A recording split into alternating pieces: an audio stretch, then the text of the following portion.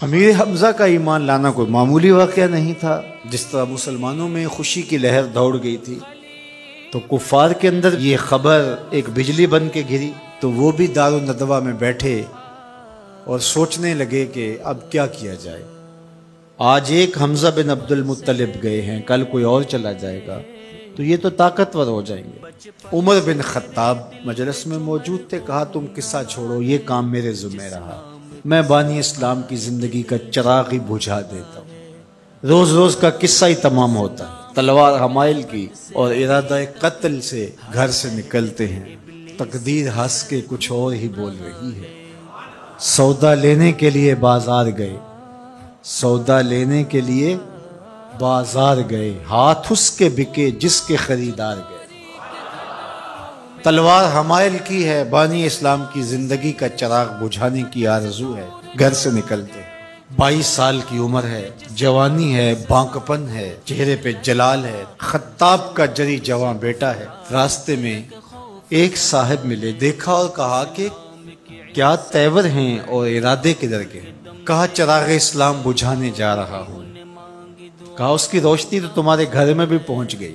پوچھا کیا ماجرا ہے؟ کہا تمہاری بہن فاطمہ بنت خطاب اور تمہارے بہنوئی سعید وہ بھی اس آقا کے غلام بن گئے۔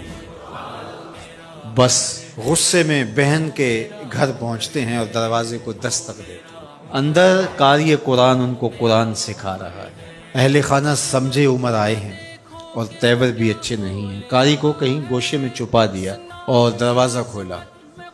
دروازہ کھولنے کی دیر تھی کہ بہن پہ ٹوٹ پڑے، مار دھاڑ شروع کر دی۔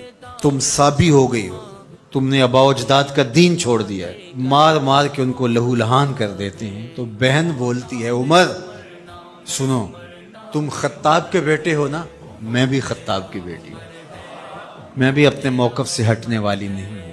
حیرت زدہ ہو جاتے ہیں کہ اس عورت کے اندر یہ بجلیاں کیسے آ گئیں؟ تو سوچنے لگے اور کہا اچھا جو تم پڑھ رہے تھے مجھے بھی سناؤ۔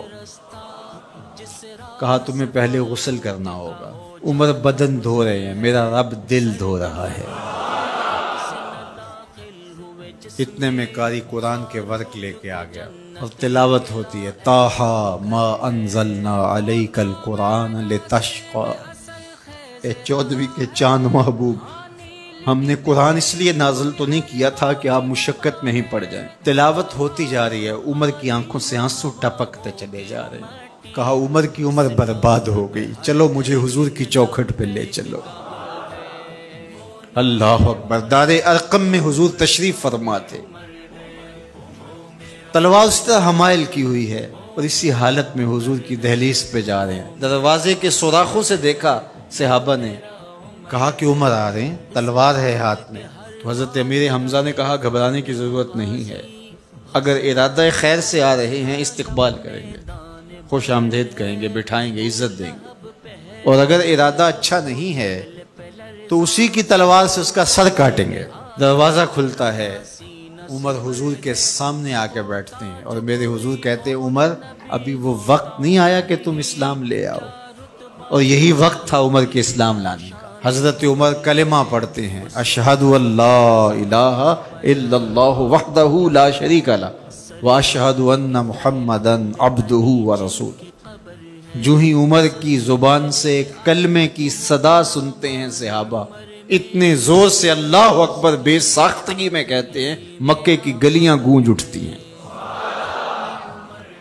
اللہ اکبر۔ اب ایمان لانے کے بعد جناب عمر حضور سے پوچھتے ہیں حضور ہم حق پہ نہیں ہیں؟ فرمایا ہم حق پہ ہیں، اللہ کا دین سچا نہیں ہے؟ کہا اللہ کا دین سچا ہے۔ کہا کہ آپ اللہ کے سچے رسول ہیں؟ فرمایا ہاں میں اللہ کا سچا رسول ہوں۔ تو کہا پھر ہم چھپ کے نمازیں کیوں پڑھیں؟ ہمیں صحن حرم میں جانا ہوگا۔